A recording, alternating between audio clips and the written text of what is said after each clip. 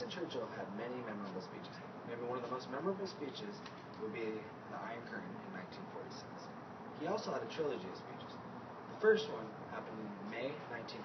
This one would be Blood, Toil, Tears, and Sweat. The second of the three speeches would be We Shall Fight on the Beaches. This one happened earlier parts of June 1940. The third speech of the trilogy is This Was Their Finest Hour. This speech occurred in the end of June 1940. The speech I'm going to be talking about today is We Shall Fight on the Beaches. This one occurred on June 4th, 1940. But a little bit before this, Winston Churchill had proposed that they retreat their troops from the French beaches. Basically, he was scared that the Nazis were going to invade and conquer all their troops. So, the House of Commons, who Winston Churchill was speaking to, decided to retreat their troops.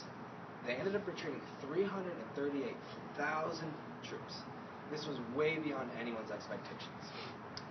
There was also, sadly, 34,000 troops that either were stuck to be in concentration camps, work camps, or even worse, put to death.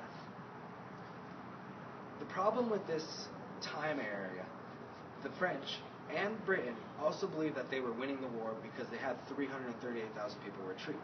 They thought this was a small win in the Battle of War.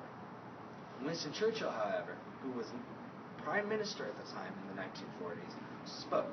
And what he said was, I have myself full confidence that if all do their duty, if nothing neglected, we should be able to defend our island home, ride out the storm, and win the war. This being said, he also mentioned that retreating is not a win. Retreating is just a way to regroup, refocus, and go back to war and eventually win. Him saying this sparked the crowd. The whole House of Commons was rejoicing, happy, praising him. They were just ecstatic beyond belief. They felt like they were united as a country as one.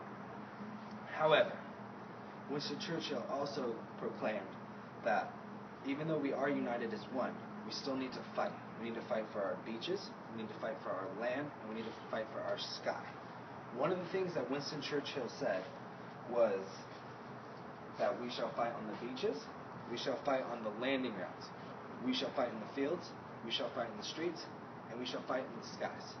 This being said, meant all-out war. Even though that the war was coming to them, they knew that they had to defend their country, their homeland, their base. So, after the speech, Winston Churchill then called a few of the Allied countries and proclaimed to them that they needed their help. The U.S. and the French both agreed to help. This happening helped Britain and the Allied win the war.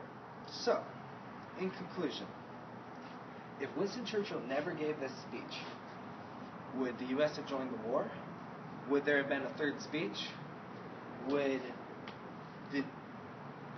the world be conquered by German Nazi rule? So, I'm just going to leave you with that last thought, but just remember, Winston Churchill decided to stand up and speak for his country.